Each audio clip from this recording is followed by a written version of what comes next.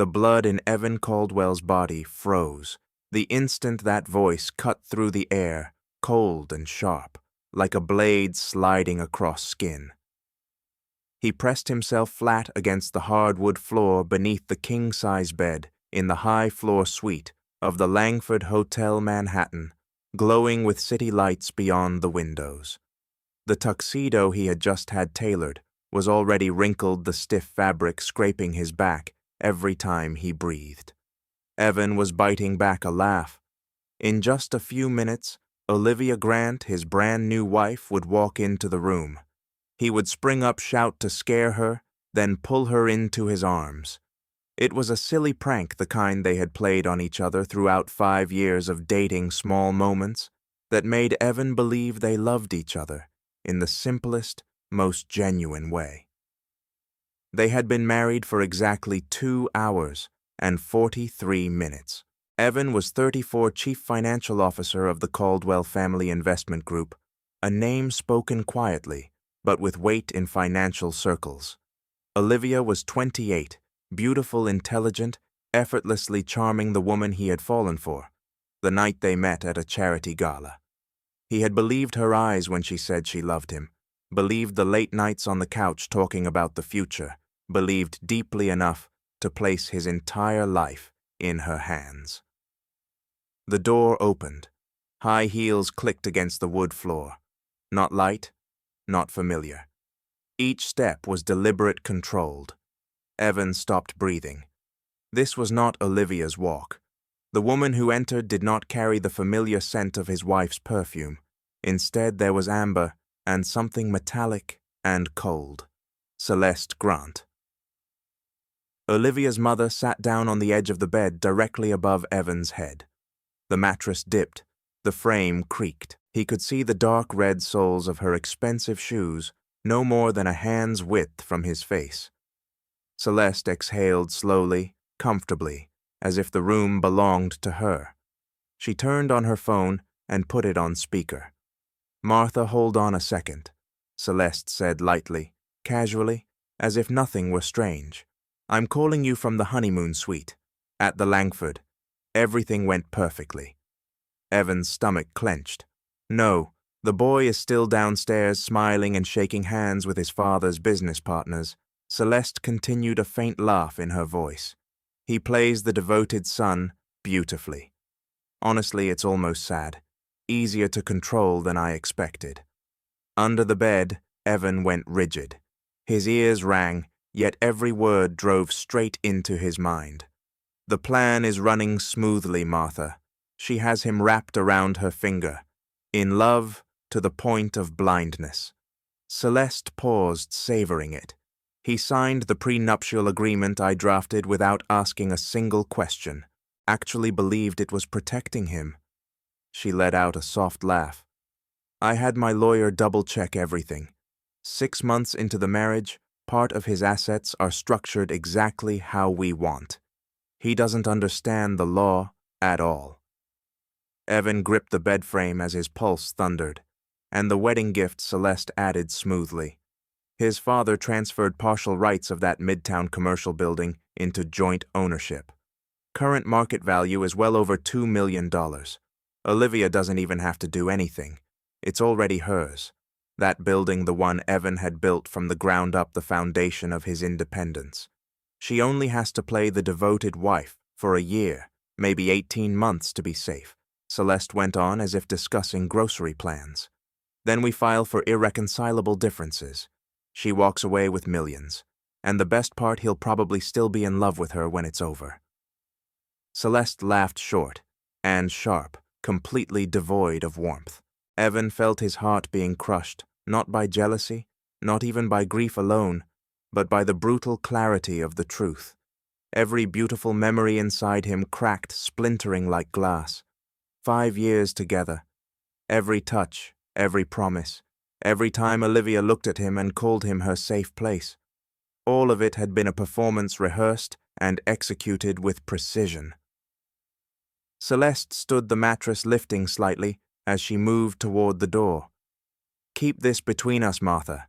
She's playing her part perfectly. She even convinced him to fire his own lawyer and use mine. Obedient, really. The door closed. In the darkness beneath the bed, Evan Caldwell lay motionless, his body trembling not with fear, but with a cold, coiling rage. The man they thought was a naive, rich fool had died in that moment, and something far more dangerous had just awakened. The screen of Evan's phone vibrated in the darkness, and that small movement was the only thing that kept him from losing his mind, right there.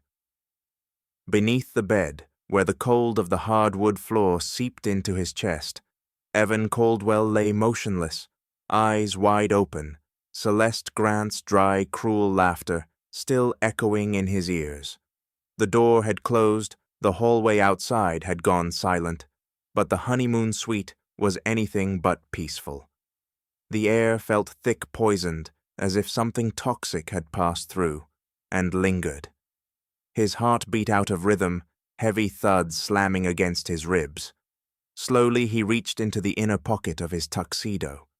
The phone lit up its glow, reflecting off his face under the bed, pale drained not from fear, but from anger compressed into something icy and controlled. He unlocked the screen. A call was still active in the background. The name read, Miles Carter. For a second his mind went blank, then everything snapped into place with brutal clarity. Before coming upstairs, Evan had called Miles his closest friend and best man to double-check the playlist for their first dance. The connection had been unstable, the sound breaking up. Evan had assumed the call dropped. It had not. 4 minutes and 37 seconds. Every word Celeste had spoken, every filthy detail, every carefully rehearsed plan delivered with smug satisfaction, all of it had been captured on a phone, left unattended on a table downstairs. Evan swallowed hard. For the first time since Celeste's voice had cut through the room, he allowed himself a full breath, not to calm down, but to think. He crawled out from under the bed slowly, like someone emerging from a grave. His knees hit the floor, his hands shaking as he leaned against the frame. The luxurious room felt foreign now, like a stage after the lights had gone out. Olivia's wedding dress hung perfectly still on a rack white and untouched, a symbol of a promise that had never been real. The phone vibrated again. Evan raised it to his ear, his voice barely more than a whisper. Miles. On the other end, Miles sounded shaken. Evan, where are you? I went back to the table and heard this woman saying insane things on speaker. My God, was that your mother-in-law? Evan's throat tightened. Did you hear everything? Yeah, every word. The call never disconnected. My phone auto-saved the audio. I just sent it to you. Check it now. Evan's fingers trembled as he opened the message. An audio file, small in size, but heavy enough to crush an entire lie built over years. He pressed play. Celeste's voice filled the speaker clear and sharp. The plan, the money, the assets, the timeline, all of it exposed without shame. Evan listened again to the words that had already torn him apart, but this time he did not let emotion take over. He listened the way he always had, like a chief financial officer reading cash flow statements, like a man tracing the structure of a scheme. When the file ended, he did not turn it off immediately. He let the screen fade to black in his hand as the city lights reflected across his face. One thought rose cold and precise. I am not the prey anymore. Footsteps approached in the hallway, familiar now, light and hurried. Olivia. Evan stood up, straightened his vest, and took a slow breath. When the door opened, he was already someone else. Still, Evan the man Olivia knew, but behind his calm eyes, something lethal had awakened. He turned on the shower briefly, letting the water run to create the most ordinary sound imaginable. Olivia knocked softly. Honey, are you almost ready? Everyone is waiting for our first dance. Her voice was gentle, sweet, exactly the same voice he had trusted for 5 years. Evan looked at himself in the mirror. The man staring back was tall, composed eyes, dark and steady. The man they thought was rich and stupid. The man they believed could be led anywhere. He opened the door and smiled. "I am coming. Give me 5 minutes." Olivia smiled back, kissed his cheek, and walked away. For a brief second, something twisted in her chest. There was something in Evan's eyes that made her spine go cold, but she dismissed it. Evan was always kind, predictable, easy to manage. Downstairs, the music began to swell. Chandeliers glowed. Laughter rose. Glasses clinked. No one knew that at that exact moment a hunt had begun, and this time, Evan Caldwell wasn't the one being hunted. The prenuptial agreement was not just unusual, it was a trap engineered to snap shut at the exact moment Evan was at his weakest. Evan Caldwell stepped out of the suite, wearing the same calm, familiar smile, but inside his mind, a storm was moving with the precision of the financial systems he had spent his life building. Music swelled from the ballroom below, chandeliers scattering light across raised champagne glasses. No one knew that in the groom's jacket pocket rested an audio recording capable of destroying an entire family, capable of overturning a 5-year deception in a single night. Evan did not head straight downstairs. He turned into a quiet corridor leading to the private lounge where the light softened and sound was swallowed by thick carpet. There he pulled out his phone again and opened the recording, not to listen, but to confirm it was still there, real solid, not a nightmare. He dialed Nathan Brooks. Nathan answered immediately, his voice steady, the voice of a man accustomed to emergencies arriving at the worst possible moments. Evan did not waste time. He spoke in short, precise sentences, each one landing like a bullet. Wedding night. Under the bed. Speakerphone call. A calculated plan to seize assets. A prenuptial agreement drafted by the bride's lawyer. On the other end of the line, Nathan went silent, the silence of a man surveying a battlefield in his mind. "Send me the agreement right now." Evan did. Minutes later, Nathan spoke again. His tone changed no longer, just cautious but alert. "Evan, this document has serious problems. Not one mistake, several. The notarization, the witnesses, the jurisdiction, and most importantly, the attorney who drafted it is not licensed to practice in this state." Evan closed his eyes for a brief second as every piece fell into place. "They made it invalid on purpose," he said quietly, "so I would believe I was protected while I was actually exposed." "Exactly," Nathan replied. "And combined with that recording, this is no longer a failed marriage. This is deliberate fraud." Evan leaned back in his chair. In that moment, he did not think of Olivia in her wedding dress, or of the music waiting for their first dance. He thought about cash flow, because cash flow always leaves a trail. Nathan continued faster now.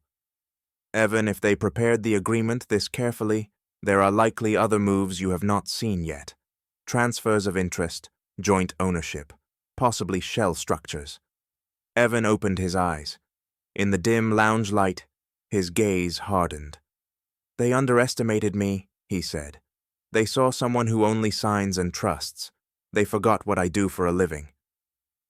Downstairs, Olivia stood among friends, champagne in hand, smiling brightly. A vague unease flickered in her chest, then vanished. Evan was stable, predictable. He would never embarrass her in front of a crowd. Nearby, her mother Celeste spoke confidently with old acquaintances, satisfaction lighting her eyes. She believed every piece was in place, that the wealthy groom was nothing more than a stepping stone. Evan ended the call with Nathan and straightened his tie. In the mirror, he saw a man different from the one who had hidden under a bed an hour earlier. No longer a happy groom, but someone who had seen the true nature of the game. He walked out of the lounge and into the applause greeting guests with the same warm voice, the same practiced smile. But in his mind, a plan was taking shape, step by step, precise, unhurried, flawless. Tonight they believed it was a wedding. Evan knew it was about to become the first hearing, and this time he was not the one standing in the corner. The man standing beside Olivia on the ballroom floor was not just another guest, and Evan realized it the moment their eyes met. Damien Cross moved through the celebration like a dissonant note in a song meant for joy. His dark gray suit fit perfectly, an expensive watch catching the light at his wrist, his posture that of a man used to giving orders rather than asking permission. When Damien leaned in to say something close to Olivia's ear, her smile shifted quicker, sharper like a reflex honed through repetition. Evan saw that moment with painful clarity. It was not jealousy, it was confirmation.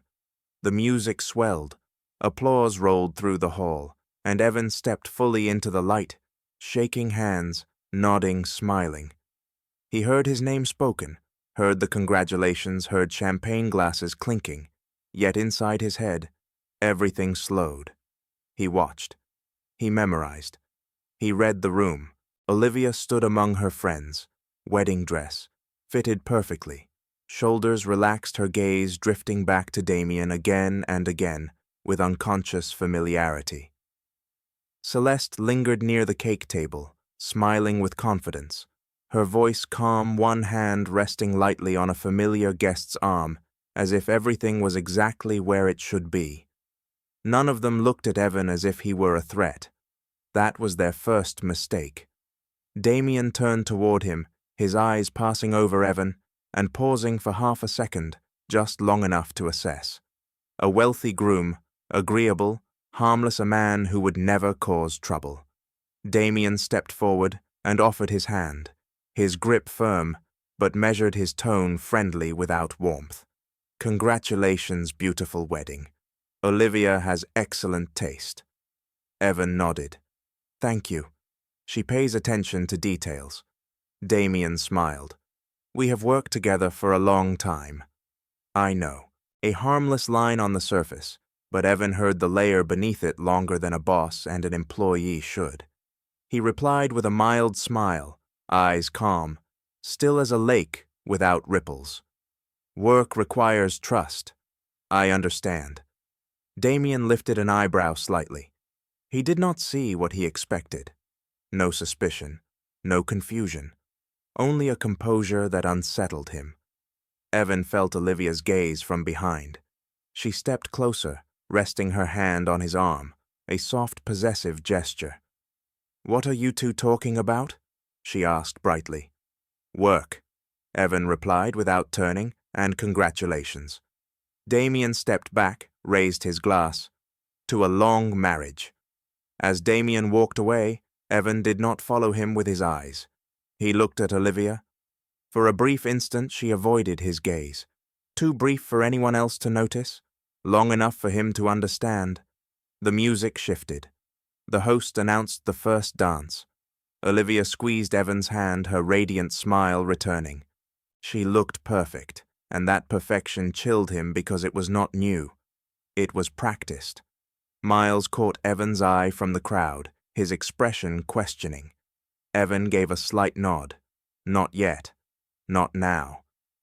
Evan led Olivia onto the dance floor. The lights softened. A familiar melody filled the room. All eyes turned toward them. Olivia rested her head against Evan's shoulder and whispered that she loved him. He heard every word, smooth, effortless. He placed his hand on her back and felt her heartbeat steady, unhesitating. Inside Olivia, a faint alarm rang. Evan felt different, not by much, just enough to throw her off balance for half a beat. He guided her through the turn with perfect precision.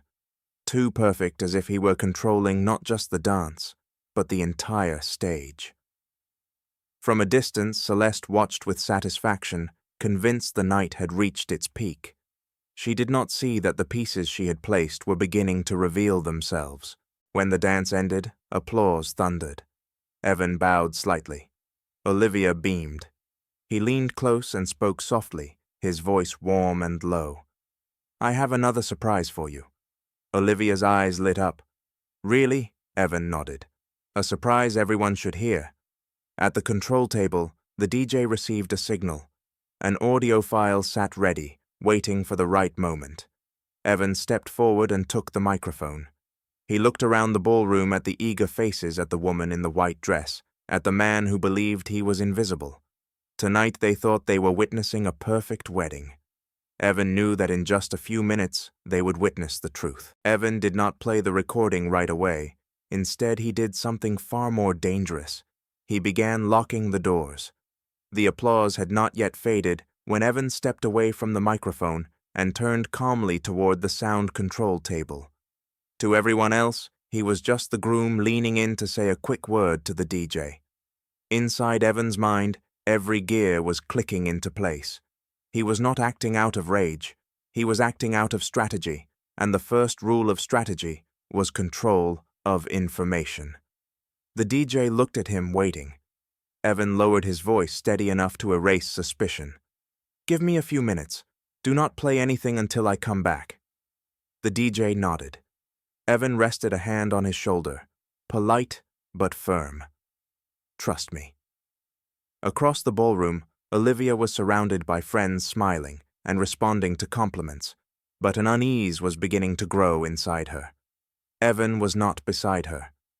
Evan should have been beside her. Damien was also scanning the room, his glass already more than half empty, the smile on his face starting to stiffen. Celeste was the first to sense the shift. She had spent a lifetime reading rooms like this, mastering parties' relationships, people who believed they could not be mastered. And now, she could not see Evan. That absence sent a chill up her spine. Evan had turned into the narrow corridor leading to the hotel's temporary operations office, where staff and security coordinated the event. He did not run. He moved quickly, decisively. His phone vibrated in his hand, a message from Nathan Brooks.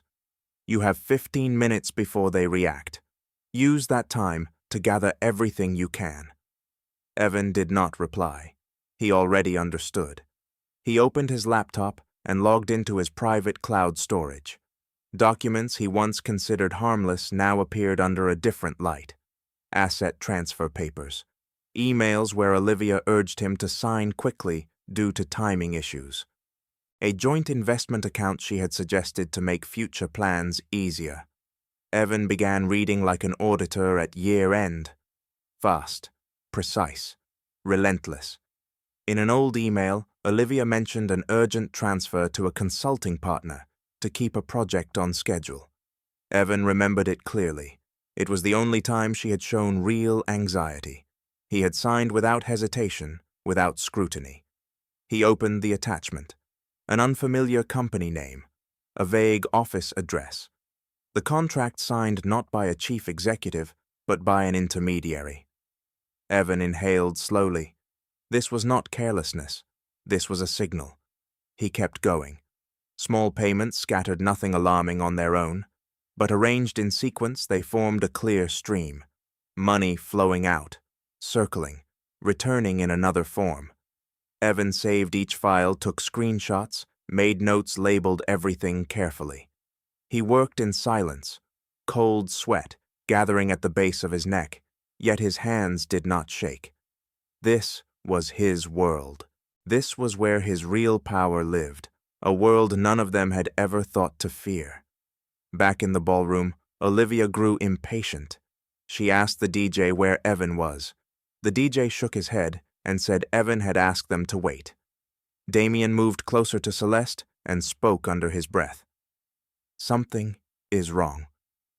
Celeste scanned the room, her gaze sharp. She spotted Evan in the distance, speaking with hotel staff. That was not the face of a groom. It was the face of a man calling in debts.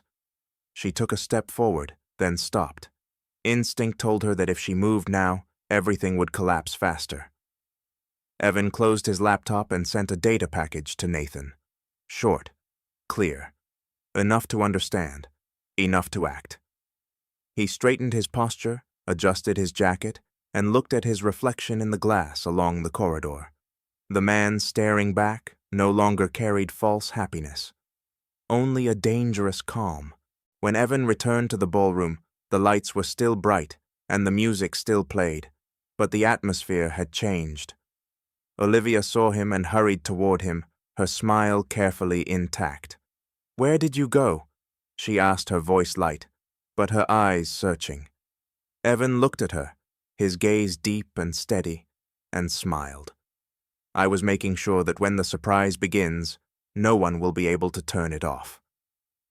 In another corner, Damien set his glass down. Celeste tightened her grip on her purse. Neither of them knew that in those few short minutes, Evan had not only secured proof of betrayal, he had sealed every exit. And when he turned back toward the microphone, the night no longer belonged to them. The first sound that came through the speakers was not music, it was a woman's laughter.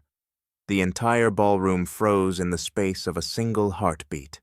Evan Caldwell stood at the microphone, one hand resting lightly against the cold metal chandelier, light casting a calm halo across his face.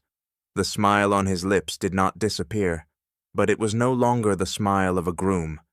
It was the smile of a man who had opened the door to the truth and decided to let it flood the room. The voice over the speakers was clear, dry and filled with satisfaction. Celeste's voice. Every word dropped like a heavy stone, striking the tense air of the celebration. Plans, money, timing, details spoken with chilling casualness. What had once been whispers behind closed doors now stood exposed before hundreds of watching eyes. Olivia went rigid. Color drained from her face so fast that even flawless makeup could not hide it. She lifted a hand as if she could silence the sound pouring through the room, as if willpower alone could erase what was happening. The audio did not stop.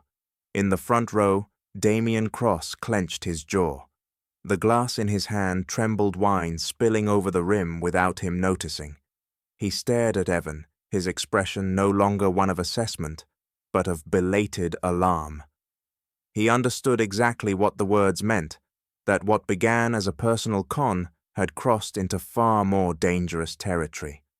Murmurs rippled through the crowd, then died as the recording reached the part that could not be denied. Celeste spoke about a prenuptial agreement deliberately crafted to be flawed. She spoke about assets.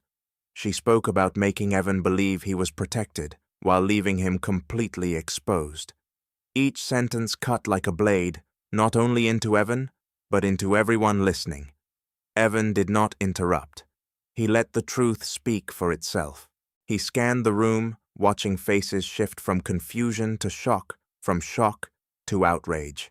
His gaze found his father, Harold Caldwell, a silver-haired man rising slowly from the head table. Harold's eyes never left Olivia. There was no shouting, no rage, only a disappointment so deep it seemed to freeze the air around him. When the recording ended, silence crushed the ballroom. Absolute silence.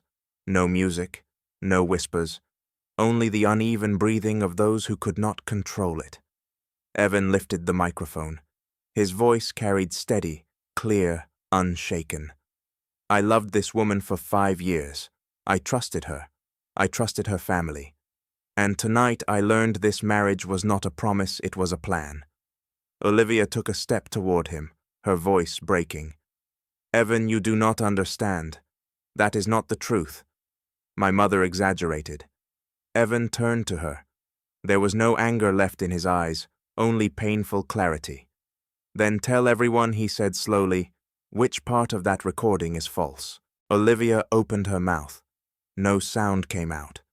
Behind her, Celeste moved forward, but it was too late. 2 hotel security guards appeared at a discreet signal from Harold. Calm, silent, present enough to show that control had changed hands. Damien stepped back, bumping into another guest. He glanced toward an exit, then back at Evan. In that moment, he understood this wasn't just public humiliation. It was the beginning of consequences he could no longer stop. Evan continued, his voice, even. "I apologize to everyone who came here to celebrate something that never truly existed, but I do not apologize for speaking the truth. This truth needed to be heard." Harold stepped beside his son and placed a hand on Evan's shoulder, a gesture of both protection and acknowledgement. Then he looked directly at Celeste and Olivia. "Security," he said, "please escort them out of this event." Whispers erupted. Olivia broke into sobs, her cries catching in her throat. Celeste shouted about reputation, about legality, about privacy. No one answered. The two women were guided out of the ballroom, light reflecting off faces that once believed themselves untouchable. When the doors closed behind them, Evan stood alone at the center of the floor. The lights were still bright, the tables untouched, but the atmosphere had changed forever. He looked around and felt a quiet emptiness rise inside him. Not victory, not satisfaction, just the end of a 5-year illusion. And in that silence, Evan knew the first hearing was over. The next ones were only just beginning. By early morning, the counterattack began in the dirtiest way possible. Evan Caldwell stood alone in the now empty suite, his jacket draped over a chair, the echo of the collapsed reception still lingering like aftershocks from an explosion. His phone kept vibrating, messages, missed calls, notifications from unknown numbers. He did not need to look to know what was happening. When the truth is exposed, the losing side strikes from the shadows. Somewhere else, Olivia sat in the back seat of a car, her wedding dress disheveled, mascara smeared. She was no longer crying. The tears were gone, replaced by a cold, focused anger. She called Damien Cross. The phone rang longer than she liked. When he answered, her voice was low and fast. "They are investigating. Evan has evidence. If you do nothing, everything will collapse." Damien tightened his grip on the phone. He understood the message, and he understood the rules of the game. If you cannot put out the fire, you change the direction of the wind. The next morning, as Evan was leaving the hotel, a post appeared on social media. An anonymous account. A carefully written story, emotional and convincing, about a bride publicly humiliated by her wealthy, controlling, manipulative husband. The language was chosen with care: emotional abuse, financial power, personal retaliation. Less than an hour later, an email landed in the human resources inbox of Evan's company. An anonymous complaint, polite wording, heavy accusations. It claimed Evan was emotionally unstable, that his behavior at the wedding proved he was unfit for leadership. A direct strike at his career. Evan read the email in the car on the way home. He did not slam the brakes. He did not swear. He simply exhaled slowly. This was retaliation, and he had expected it. He called Nathan Brooks. Nathan answered immediately, his voice flat and controlled. "They are playing the old hand. Smear campaigns, intimidation, trying to force you to back down. Do not respond publicly. We document everything." Meanwhile, Damien made his next move. He called an emergency meeting at his company. Less than a day after the wedding disaster, Olivia was terminated. The official reason was a violation of internal ethics policy.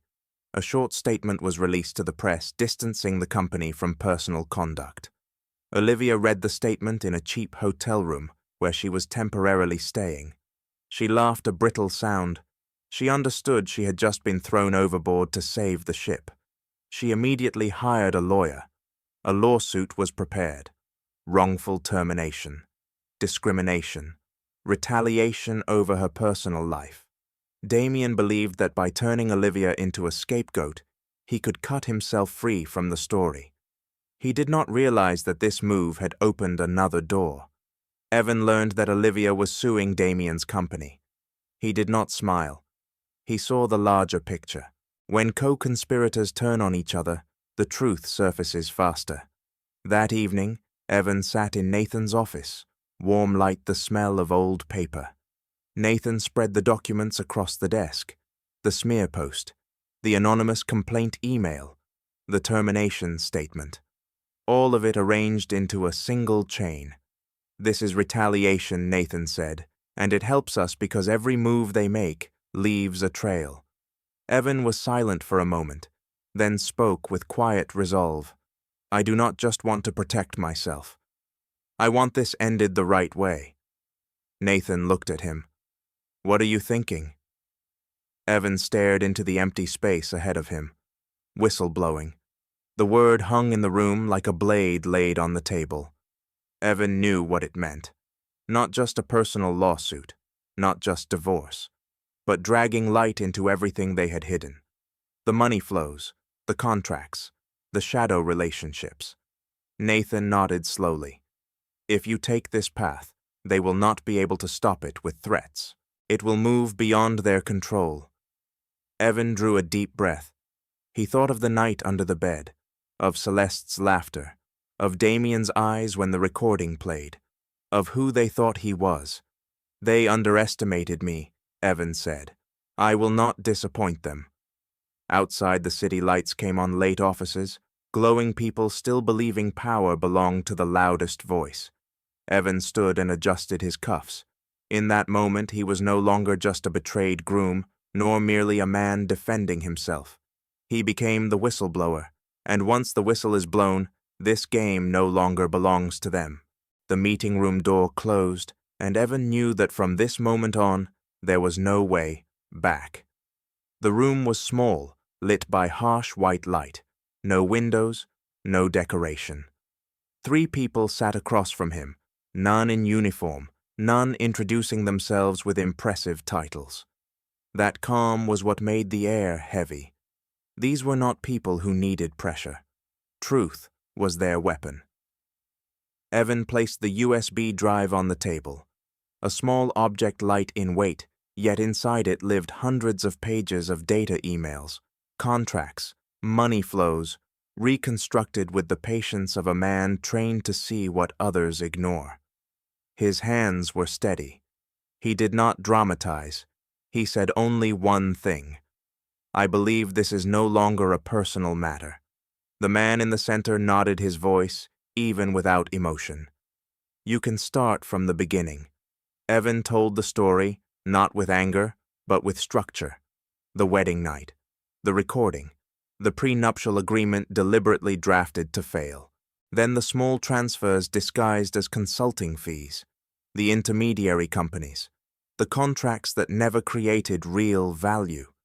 Piece by piece, the narrative shifted from a marriage built on deception into a map of a larger network. Across the city, Olivia sat in her lawyer's office, speaking non-stop, her voice sharp and fast, trying to stay ahead. She was the victim. She had been manipulated. She knew nothing about the money. But when her lawyer stopped, looked directly at her, and asked a simple question, who asked to open that account? Olivia fell silent. Celeste sat alone in her familiar luxury apartment phone, in hand, calling one contact after another. No one answered. Doors that had once opened effortlessly now slammed shut. For the first time in years, Celeste felt real isolation. Damien Cross chose a different path. He left the city overnight, citing urgent business. He believed distance would let the storm pass. He did not realize that once the gears were turning, no one could stop them by leaving the room. Back in the meeting room, Evan finished his presentation. Silence followed. The man in the center completed his notes, then looked up. You understand that once you do this, they will try to destroy you, your reputation, your career, your personal life. Evan nodded. I already lost that life. I am not doing this for revenge. I am doing it because if I stay silent, they will continue. A glance passed between the 3 officials. No promises were made, no reassurances offered. But Evan felt a shift, subtle and irreversible. The door was not opening for him. It was opening for the truth. When Evan stepped outside, night had fallen. The city lights were on. Everything looked cruelly normal. He stood still for a moment, breathing in the cold air. For the first time since the wedding night, he felt something close to relief, not because it was over, but because he no longer carried the secret alone. His phone buzzed. A message from Nathan. They have accepted the file. From now on, you are not alone. Evan slipped the phone into his pocket. He thought of Olivia, of the woman who once lay in his arms, and spoke of the future. He did not hate her anymore. That emotion was gone. What remained was a quiet sadness for someone who had chosen the wrong path. Elsewhere in the city, Olivia sat alone in a dark room, head in her hands. For the first time she realized there was no one left shielding her. Not her mother, not Damien, not any plan. Only herself and her choices. Celeste sat alone as well, staring out a window, city lights reflecting on a face that once believed it could control everything. She was beginning to understand that the groom she dismissed as naive had never been weak. He had only been silent, and that silence, once broken, had brought an entire structure of lies crashing down. Evan walked into the night, his figure blending into the crowd of strangers. No one recognized him. No one knew what he had set in motion. But he did, and he accepted the cost. Because there are moments in life when real power is not about holding on, but about letting go and allowing the truth to do its work. The morning news did not mention Evan by name, yet everything was pointing toward him. A screen glowed inside a cafe as the anchor spoke in a serious tone about an investigation that was expanding about allegations of financial fraud and conflicts of interest inside a major corporation. Evan sat in the corner with a cup of coffee gone cold in his hand, listening as each word flowed past like an undercurrent. No images, no names. But he recognized the structure of the questions, the way the story was framed. The machine had begun to move. Inside Nathan's law office, the atmosphere was completely different. The heavy silence was gone, replaced by sharp, focused motion. Phones rang, printers hummed. Emails arrived in waves. Nathan moved briskly between desks, then stopped in front of Evan. "They have obtained authorization to collect records," he said. "From banks, from intermediary companies. And they want to speak with you again." Evan nodded. He was ready. He had nothing left to hide. Across the city, Damien Cross sat in an airport lounge, fluorescent lights draining the color from his face. He scrolled through the news on his phone, each line like a needle pressing into his skin. A project delayed. A partner withdrawing. An emergency board meeting called. He understood now that distance was no shield. The things he believed were sealed tight were being peeled open layer by layer. Olivia sat in a temporary apartment staring into a mirror at a reflection she barely recognized. Her phone buzzed with messages from old friends. Not concern, curiosity. Probing questions that did not need answers. She turned the phone off. For the first time, a frightening thought surfaced clearly. Maybe Evan had never been as weak as she believed. That afternoon, Evan entered the interview room again. No cameras, no recording equipment, just carefully measured questions. He answered each one calmly, clearly, without excess emotion. He did not need to persuade anyone. The data did that for him. One investigator looked at him and spoke slowly.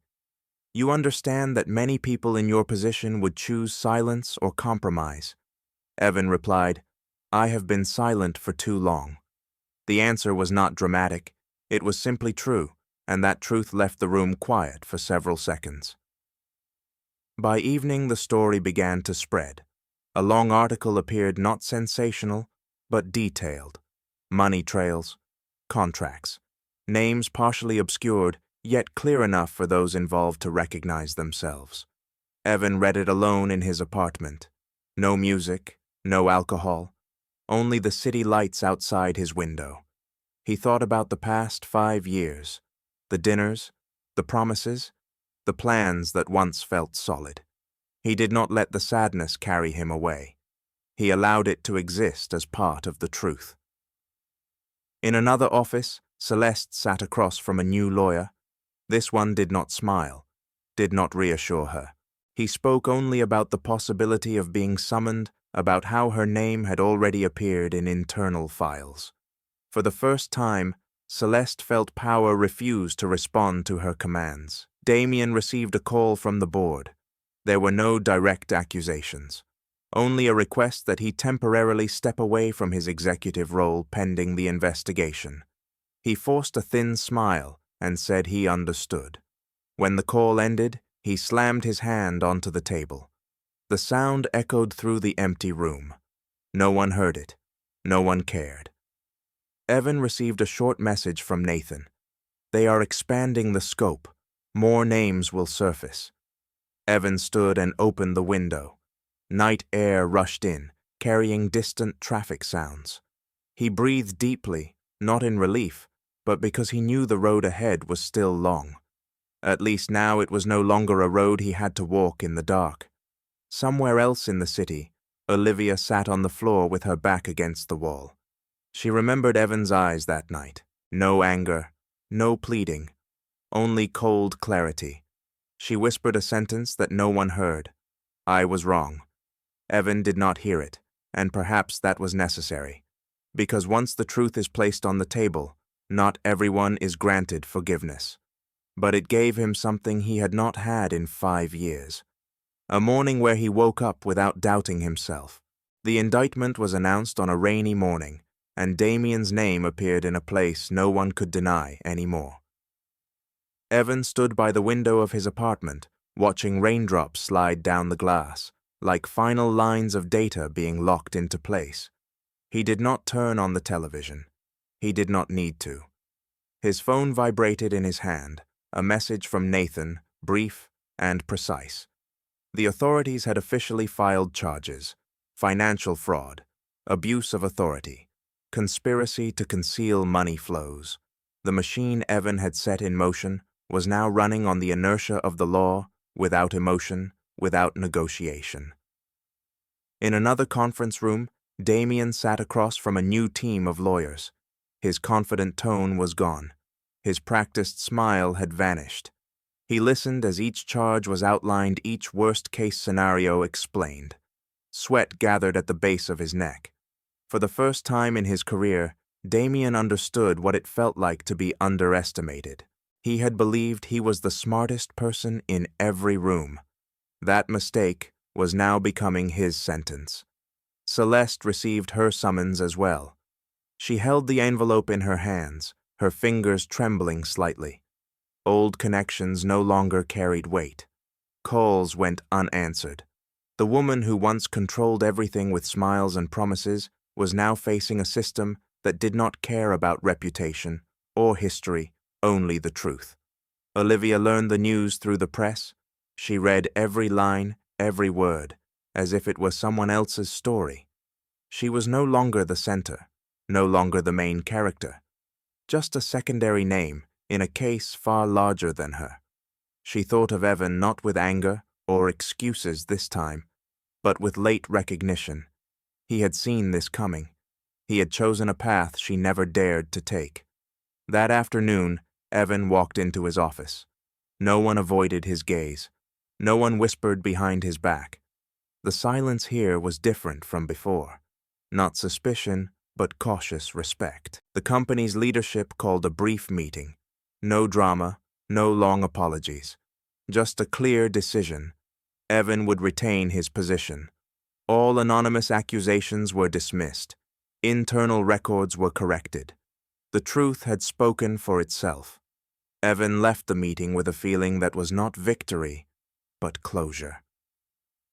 A long chapter had ended. That evening he sat alone in his apartment, soft light, quiet space. He thought about what he had lost: a love, a future once carefully imagined. He allowed himself to feel sad, but sadness no longer controlled him.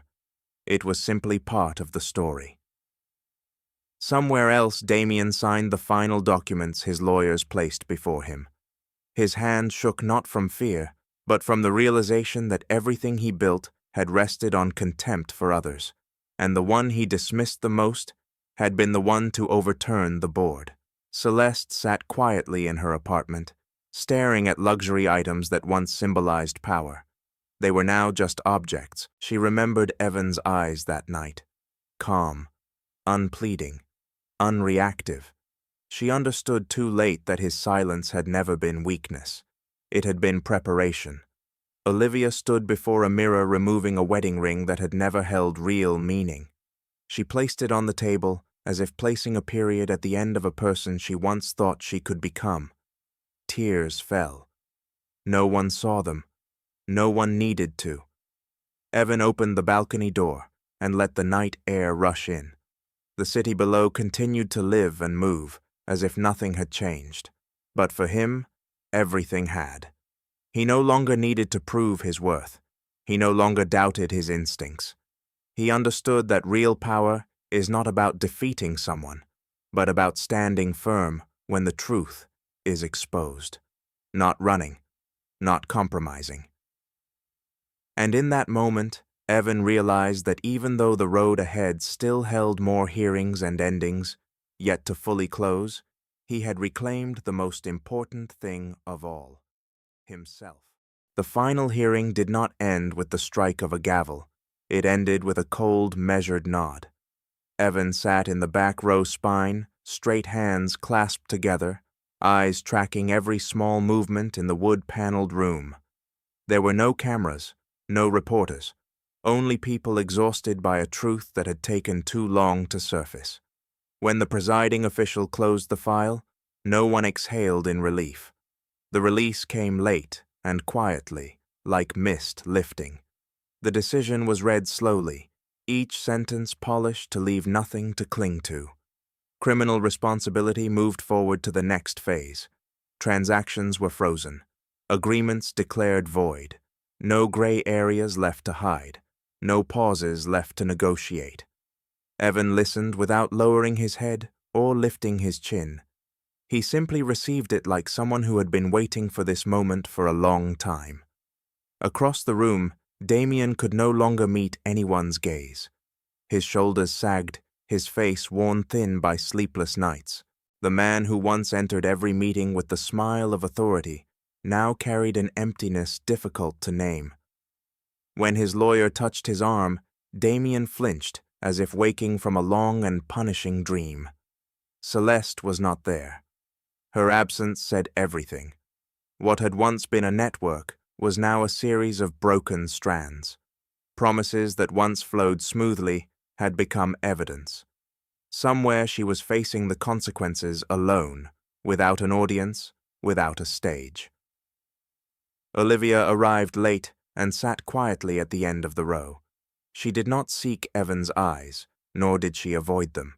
She simply sat there like someone who had finally understood the role she played. When the hearing ended and people rose, Olivia stood more slowly. For a brief moment her eyes touched Evan's back. No pleading, no resentment, only a sadness that had run out of words. Outside the morning was bright. Sunlight fell across the cold stone steps. Evan stepped out and breathed deeply. There was no applause, no victory, only the sense of a door closing behind him. Nathan waited nearby and extended his hand not to congratulate, but to confirm that everything had gone where it needed to go. "You did what few people dare to do," Nathan said, "not because you were stronger than them, but because you did not look away." Evan nodded. He knew, and he knew, the cost. The months ahead would still bring work paperwork interviews, questions asked again and again. But the hardest part was over the part where he had to face himself in the dark. That afternoon, Evan returned to his old apartment. He opened the windows and let light pour into corners long ignored. He rearranged his desk, reshelved his books, discarded what he no longer needed. Each small action carried a new meaning, not erasing the past, but placing it where it belonged. His phone vibrated. A message from his father. Short. Just one sentence. "Your mother would be proud." Evan stared at the words for a long time. His throat tightened not with pain, but because at last he allowed himself to believe he had not been wrong. Somewhere else, Olivia packed her belongings in a small room. She folded each shirt and keepsake, as if saying goodbye to a former version of herself. She knew she would have to begin again from a place far lower than anything she once held. But this time, there would be no plan. No one standing behind her, only the bare truth. And perhaps that was the only chance to live differently. Evan stepped onto the balcony as the afternoon faded. The city below was unchanged, still loud, still rushing. But he had changed. He was no longer defined by what others thought of him, no longer diminished by silence. He understood that real strength does not come from exposing someone before a crowd, but from standing firm when no one stands beside you, from choosing the truth, even when it is lonely. As the sunset spread across distant rooftops, Evan stood there not as a victor, but as someone who had walked through the storm and learned to trust his own steps. 3 years after that wedding night, Evan realized that the most frightening thing was not being betrayed, but how close he had come to betraying himself. The morning began quietly. Sunlight poured through the windows of his new apartment, smaller, simpler, but entirely his. There were no glossy walls meant to impress, no furniture, carrying the fingerprints of a life built on compromise. Evan brewed coffee and stood still, watching the city wake up, feeling a calm he had never truly known before. His phone vibrated. A short message from Nathan. The case was officially closed. The sentence had been delivered. No appeals remained. Evan read it, set the phone down, and felt no triumph. No rush of relief, only a clean ending, like placing the final period at the end of a chapter that had gone on far too long. Somewhere else in the city, Olivia stepped out of the building where she had just finished a long workday. There was no luxury office anymore, no business card that commanded respect. She worked an ordinary job now enough to live enough to feel tired. Some nights she lay awake remembering Evan's eyes when he stood at the microphone that night. Not angry, not visibly broken, just clear, the calm clarity of someone who had chosen not to lie to himself anymore. She understood that some losses never return, and that truth, though late, had become her harshest teacher. Celeste no longer appeared at parties or public events. She lived more quietly, withdrawn. Relationships once built on advantage vanished faster than apologies ever could. On long nights, she sometimes remembered the moment under the bed. Years ago, her own laughter ringing with confidence. She never imagined that laughter would become the spark that collapsed the entire world she believed untouchable. Damien faded from the spotlight as well. He no longer appeared in headlines as a leader, no longer sat at the center of meetings. He lived with a name that once symbolized power, now reduced to an example cited in business ethics courses, a quiet but lasting ending. Evan, meanwhile, continued living, not as a hero, not as a victor. He rebuilt what had been shaken. He trusted his instincts more. He chose silence when it served truth, and spoke when silence became a lie. Some evenings Evan thought back to that wedding night, not with sharp pain, but with the calm of someone who understood the lesson. If he had not hidden under the bed, if he had stepped out sooner, if he had chosen confrontation instead of listening. Everything might have unfolded differently, but perhaps he would never have seen the truth so clearly. One weekend afternoon, Evan met someone new. Not at a grand event, not through a strategic introduction, just a simple accidental conversation. He did not tell his story right away, not because he was hiding it, but because it no longer defined him. When he did share it, he spoke evenly, and when she listened without judgment, without invasive curiosity, Evan realized he was ready to move forward. He understood that justice does not always arrive quickly. Truth is not always believed immediately. But when someone has the courage to stand still, to not turn away, to not shrink themselves to preserve a false peace, sooner or later, light finds its way in. Evan stood before the mirror, adjusting his jacket before heading out. The man reflected there was not perfect, but his eyes were steady, no longer afraid of being underestimated, no longer needing to prove his power by raising his voice. This story is not about a wedding that was destroyed. It is about the moment a person chooses truth over convenience, self-respect over safety, and accepts losing everything rather than losing themselves. If you have ever felt underestimated, ever doubted your own instincts, remember this. Silence is not always weakness.